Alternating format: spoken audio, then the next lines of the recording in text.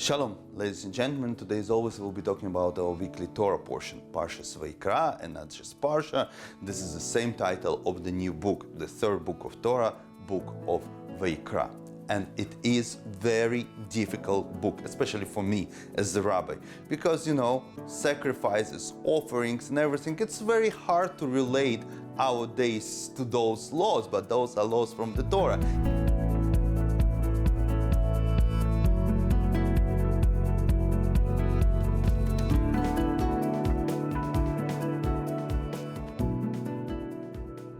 Yes, there are plenty of explanations and so on, but I'm taking it easy on the animals. I'm not a big fan of the pets and domestic animals and of the zoo. Actually, today in the morning during Shachris we were discussing it, but to explain to the people that are for the protection of the animals, the countless mitzvahs related to the animal sacrificing. And I will tell you a personal problem. I have one of my congregants, it's like a very aggressive vegetarian or even vegan, I'm not really sure. And every time that I have no choice but to talk about this, he stood up and stands up and starts to scream and say, I'm leaving, I cannot be part of the shul.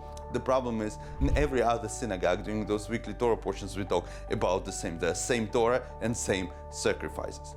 But at the beginning of the Torah, at the Bereshit, right at the creation, the Medrash Rabbah gives a very interesting explanation. Right at the beginning, when we talk about the creation of the world, the God says that He saw the light and He saw that it is good. And Medrash Rabbah says that those words are said about the light. It says, and that it's good.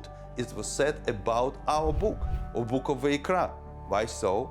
Lubavitch Rebbe explains that because this book is very difficult to understand, this is why it's so beautiful and called the light. Or actually what Rebbe says, that the real light, the real meaning, it's much deeper than we think. It's not on the surface. We're not talking about the light that comes by its own, that we don't need to put any effort, the sun and the sky and so on. We've been through this already. Immediate results, the sin of golden calf was the whole idea that we wanted God now, here and right away, when Moses was delayed at the Mount Sinai. No.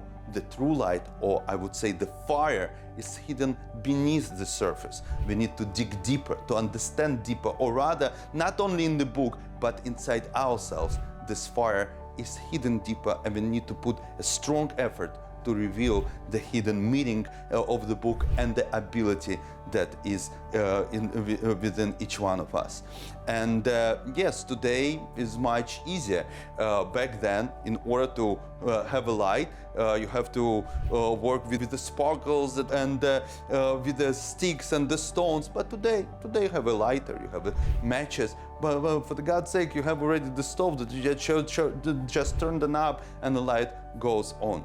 But we still need an effort. Even just to press the button on the computer and everybody will explain to you what is the hidden light. But we still need our effort to dig deeper in the book and to dig deeper within ourselves. And with this spark, the light will come outside.